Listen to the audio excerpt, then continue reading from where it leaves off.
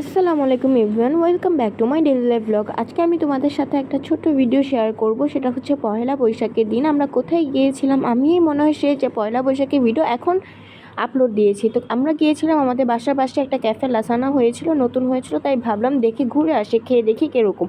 তো ঢুকতেই আমাদেরকে একটা ওয়েলকাম ড্রিঙ্কস দিয়েছিল, যেটা তোমাদেরকে দেখালাম। ওয়েলকাম ড্রিঙ্কসটা কিন্তু খুবই ছোট একটা কাপে দিয়েছিল, খেতেও মজা হয়েছিল।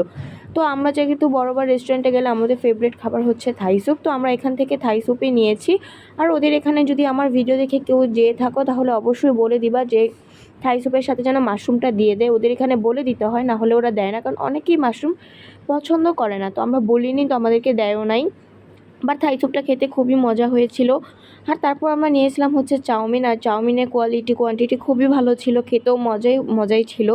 তো ওদের এখানে শেফ নাকি অ্যারাবিয়ান শেফ, তো ওদের এখানে মানে সিক্রেট আইটেমই হচ্ছে বিরিয়ানি। তো আমরা বিরিয়ানি নিলাম, এটা হচ্ছে ওনাদের শেফ অ্যারাবিয়ান স্টাইলে রান্না করে। বিরিয়ানিটাও খেতে খুবই ভালো ছিল। আজকে ভিডিওটা এই পর্যন্তই। আল্লাহ।